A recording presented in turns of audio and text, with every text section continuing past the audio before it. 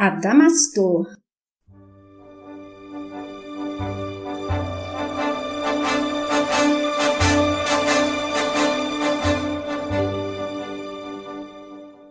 Ícaro redimido.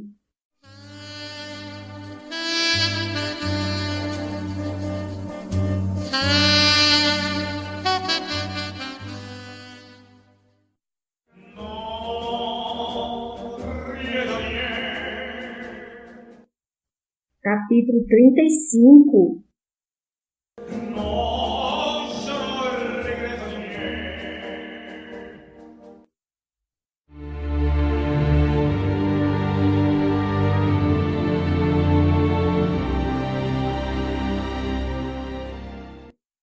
Quando o passado socorre o presente.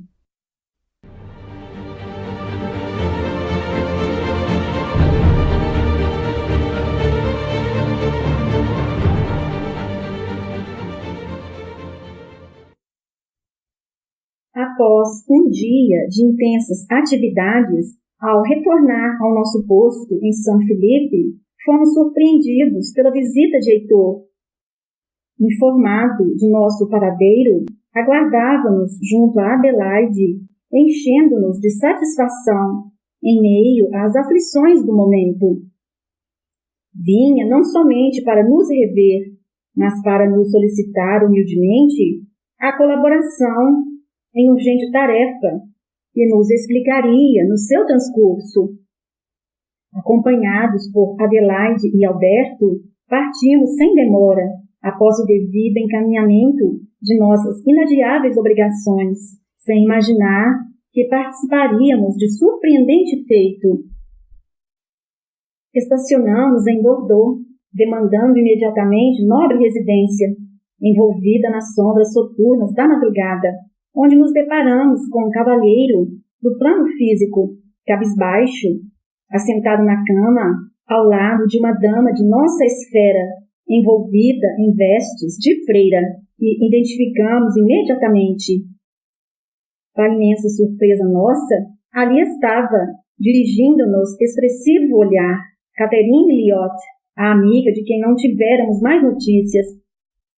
Adelaide, tomada de admiração, dirigia-me muda interrogação, enquanto o Heitor, sem se fazer esperar, nos disse: nossa querida Catherine não os conhece, porém sente-se em presença de amigos queridos, pois, indubitavelmente, os identifica pelos liames do coração, como irmãos de longo convívio de outros tempos, e sabe que muito lhes deve. E dirigindo-se à irmã, continuou: apresento-lhe os companheiros de quem muito lhe falei. Estes são Adamastor e Adelaide, conhecidos que a assistiram desde o mundo do invisível, no doloroso transe que a arrebatou da carne. E, apontando para Alberto, a quem envolvia em paternal abraço, completava: quanto a este outro amigo, falar-lhe-ei em breve. Aguardemos nosso entendimento diante deste inusitado e providencial encontro, pois nossas necessidades não são prementes e podem muito bem esperar. Urgente tarefa nos convoca a caridade cristã, para a qual solicitamos a todos a concentração de nossas atenções. Abraçamo-nos rapidamente, enquanto Catherine e Alberto trocavam significativo olhar, interrogando-se intimamente de onde se conheciam, atraídos por poderosa onda de mútua simpatia. Entretanto, não nos cabia qualquer altercação que desviasse nosso precípuo objetivo e continuamos atentos ao nosso estimado mentor, cujas palavras ansiávamos ouvir novamente. Amigos, devo informá-los que também estamos em tarefa nestas pragas de dores, atendendo ao apelo de nosso passado, ainda bastante devedores do velho continente, onde guardamos nossas origens e entesouramos ricas aquisições evolutivas na carreira de tantos séculos. Assumi compromisso junto a trabalhadores de minha colônia, em socorro às especiais vítimas desta injustificável guerra, os judeus.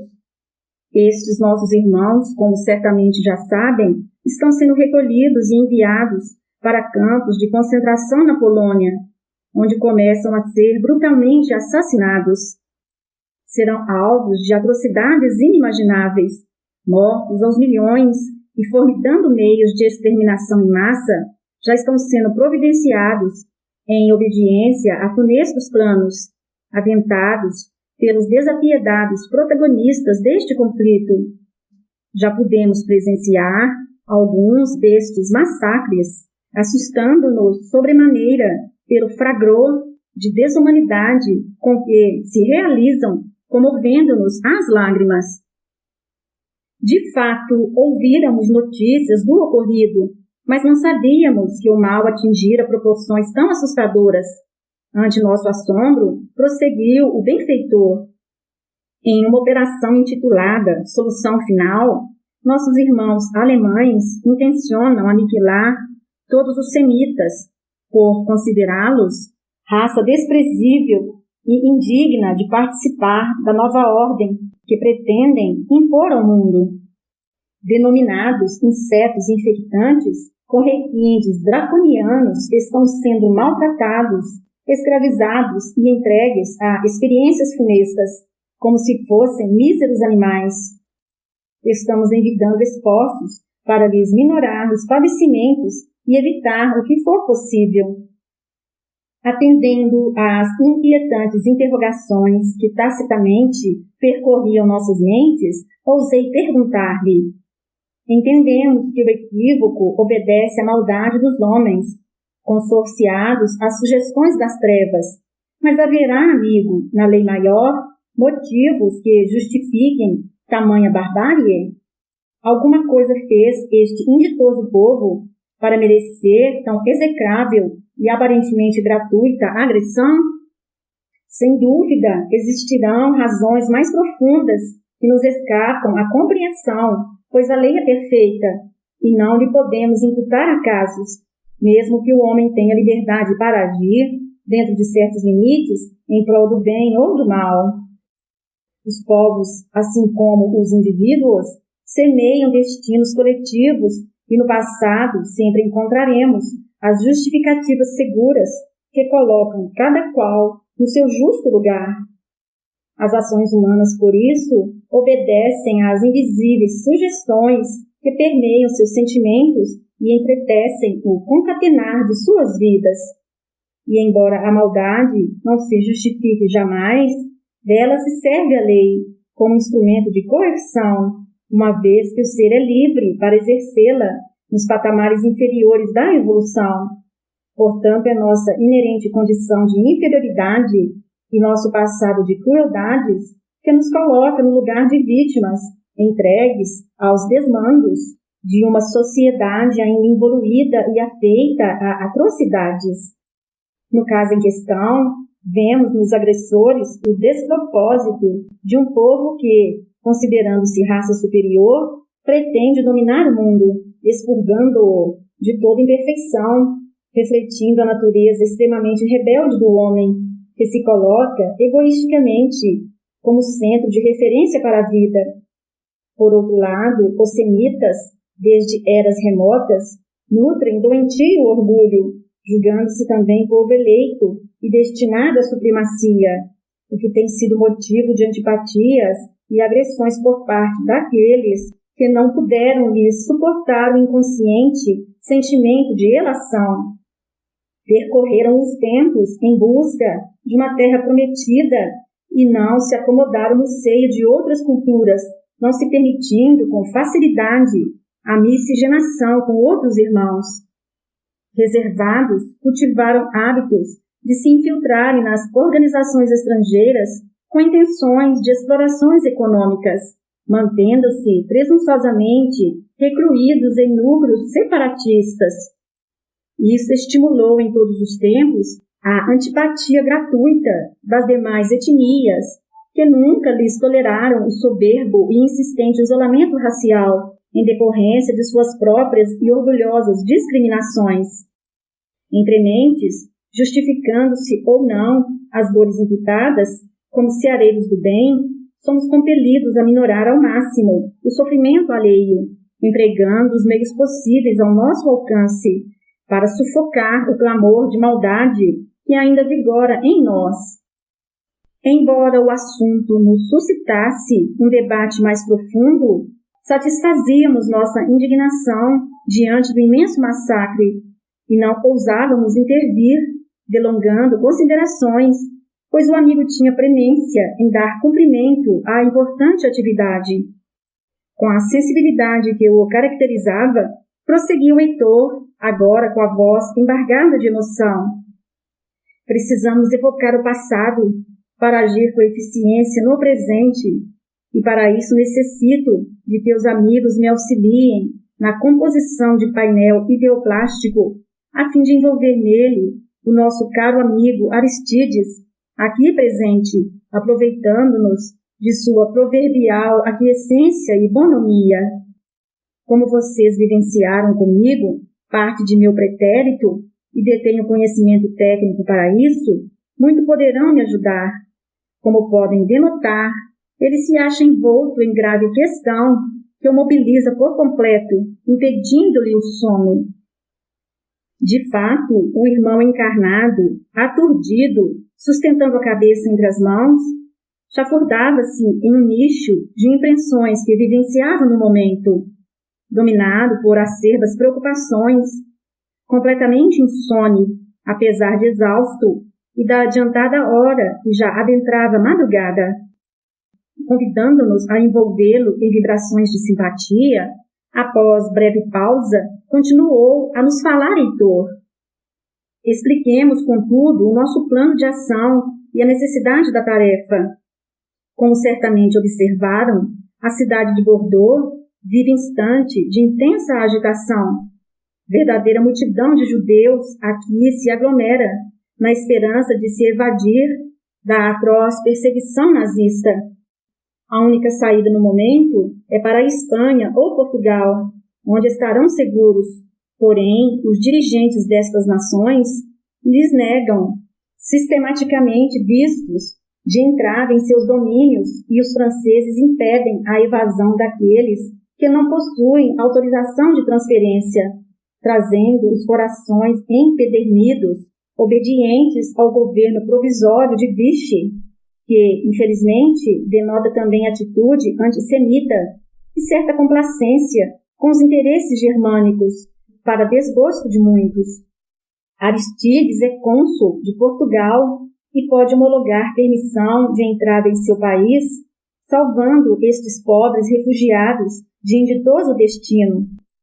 Já conseguimos fazer com que grande número de petições chegasse até ele, porém a dúvida domina-o e ele recalcitra diante da possibilidade de fazer o bem, pois seu governo já lhe proibiu formalmente a chancela de qualquer ato com este fim.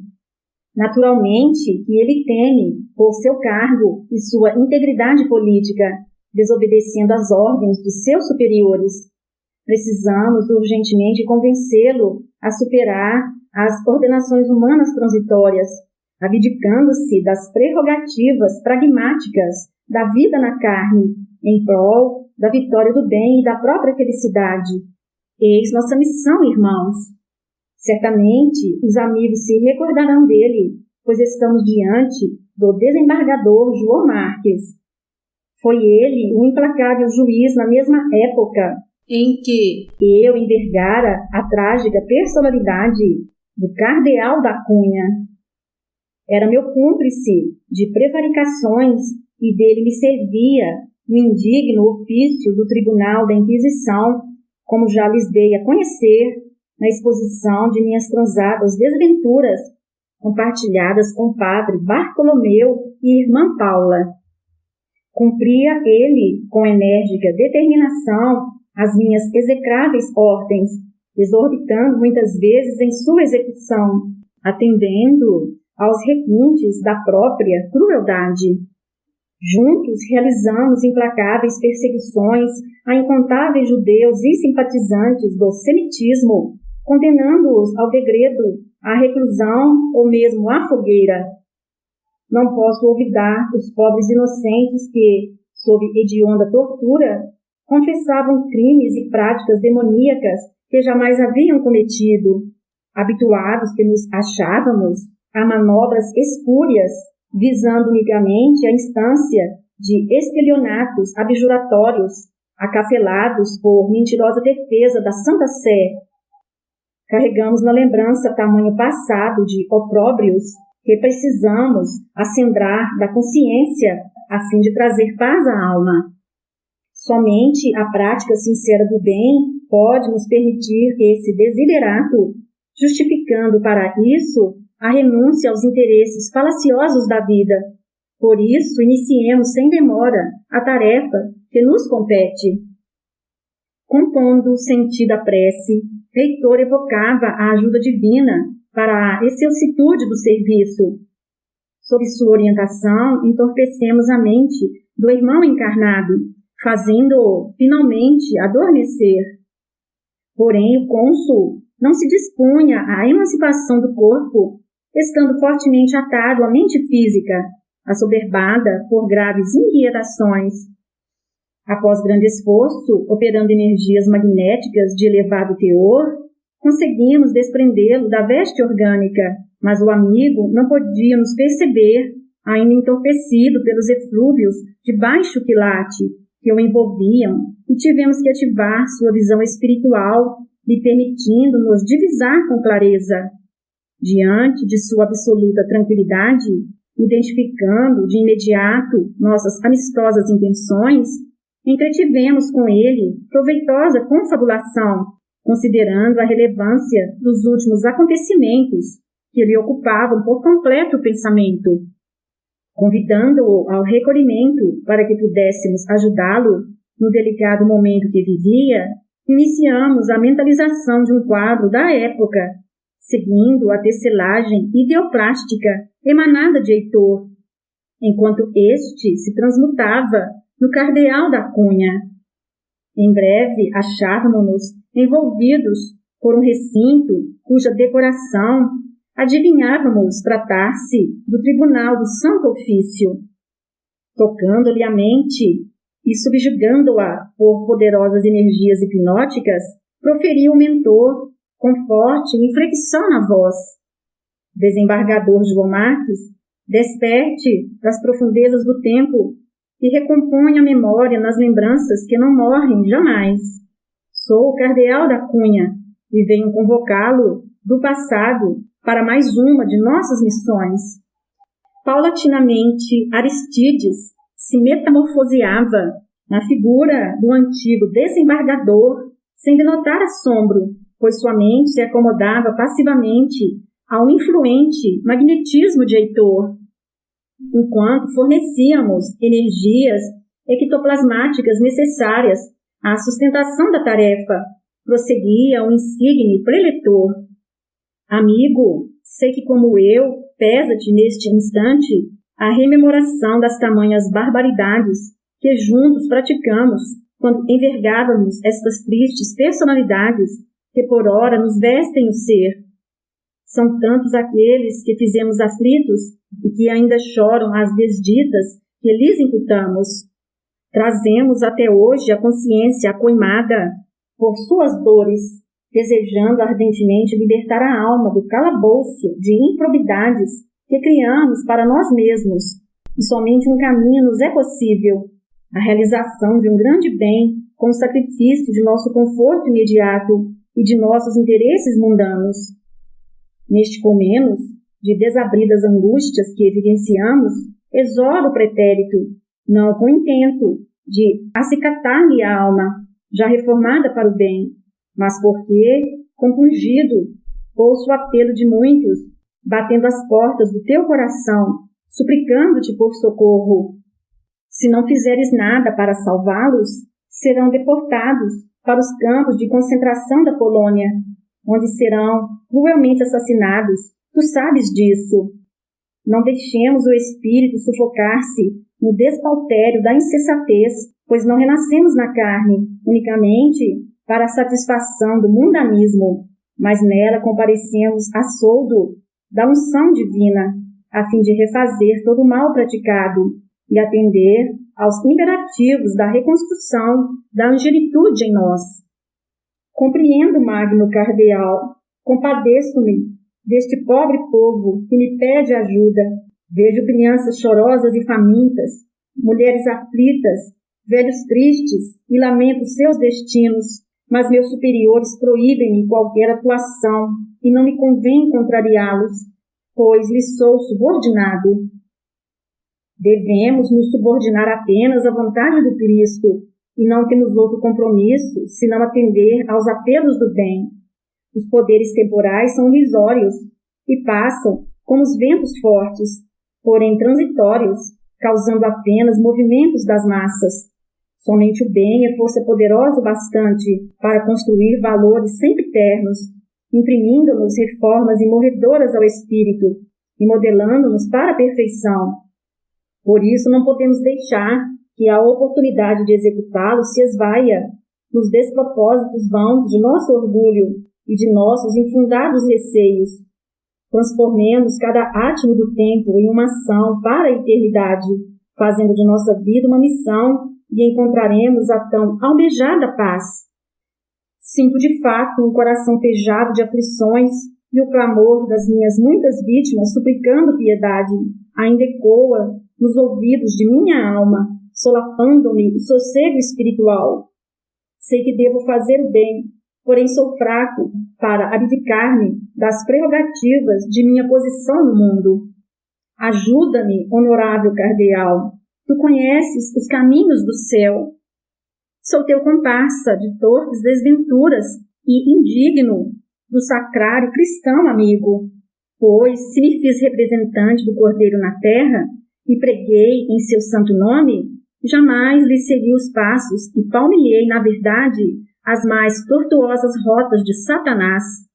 Não mereço as alcunhas das honrosas referências humanas, e ser chamado simplesmente de irmão me é, no momento, o maior título que posso pleitear.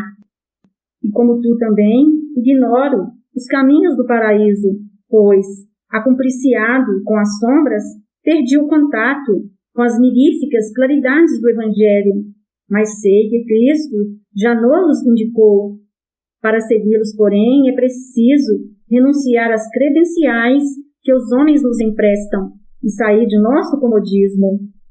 Como demandar as estradas alviçareiras do divino, se o egoísmo permanece conspurcando-nos a consciência, impedindo-nos a atuação em favor daqueles que naufragam nas peias da ignominia? Mas sou o cônsul, homem de confiança de Salazar, e lhe devo irrestrita obediência. Como não cumprir com sua determinação, se ele já me proibiu de qualquer interferência nos assuntos dessa guerra? Poderei colocar em risco a neutralidade de minha nação. Serei eximido de meu posto e execrado pelos meus, pobre de mim. Sabemos que tua atitude não será compreendida na terra, porém o céu a acolherá com imenso júbilo, preenchendo-te a alma de indizíveis alegrias. Confie em minhas palavras, pois não há outra direção a seguir na encruzilhada em que te encontras.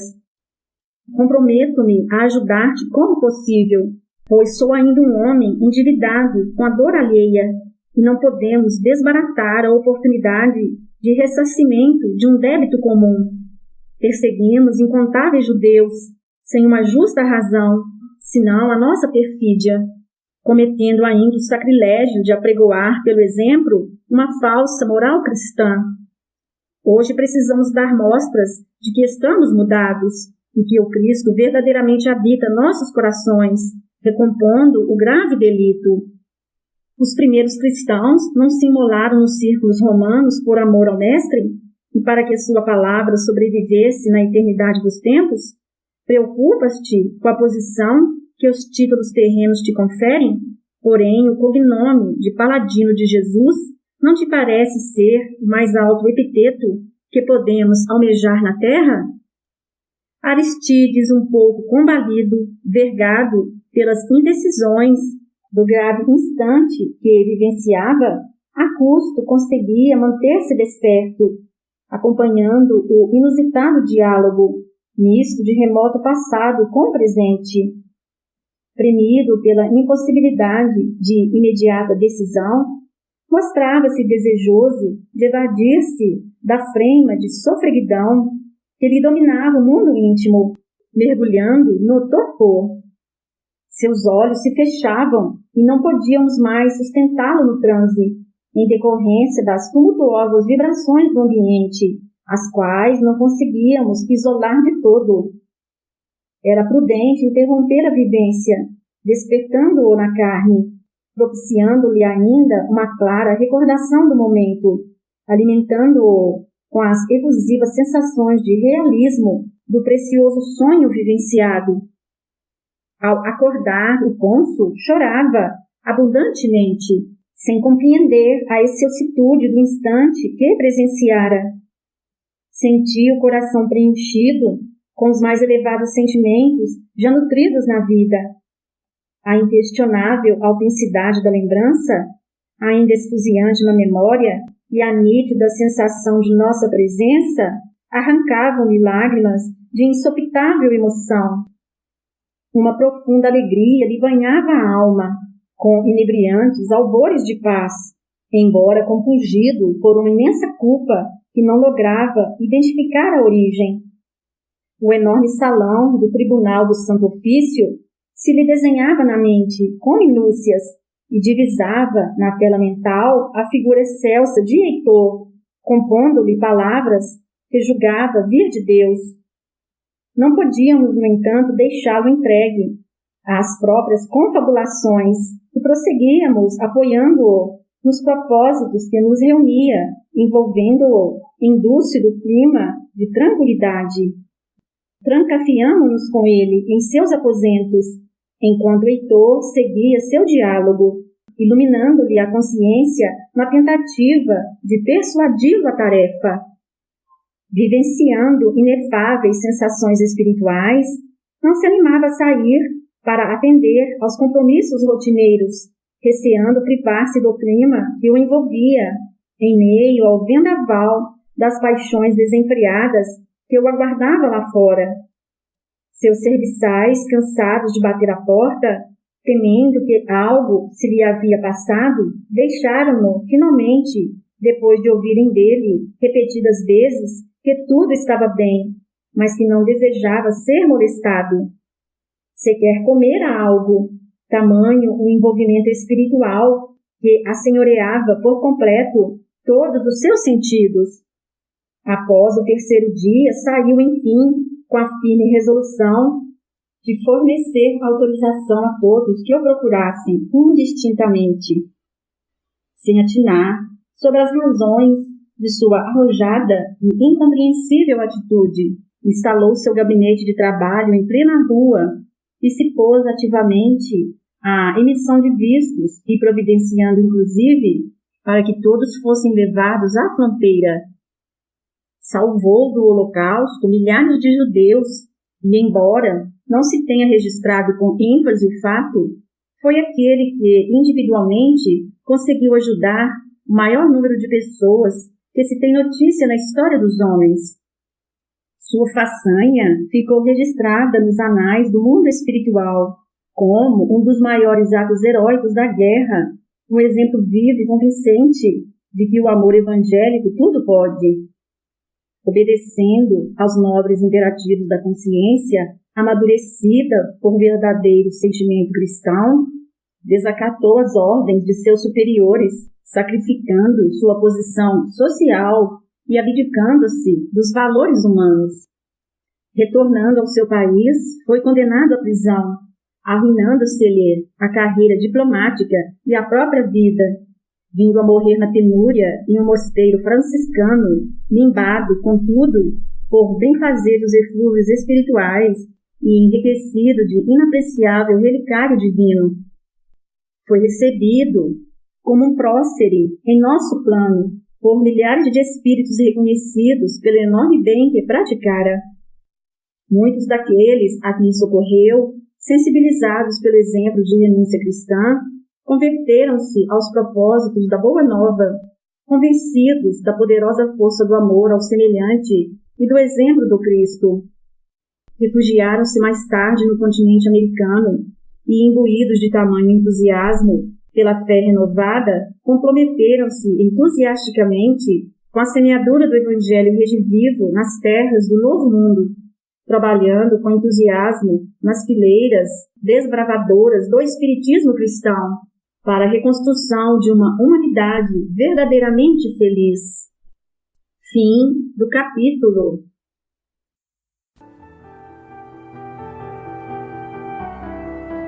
E ele lhes propôs esta parábola, dizendo: Que homem dentre vós, tendo 100 ovelhas e perdendo uma delas, não deixa no deserto as 99 e vai após a perdida, até que venha a achá-la? E achando-a, a põe sobre os seus ombros jubiloso. E chegando a casa, convoca os amigos e vizinhos, dizendo-lhes: Alegrai-vos comigo, porque já achei a minha ovelha perdida.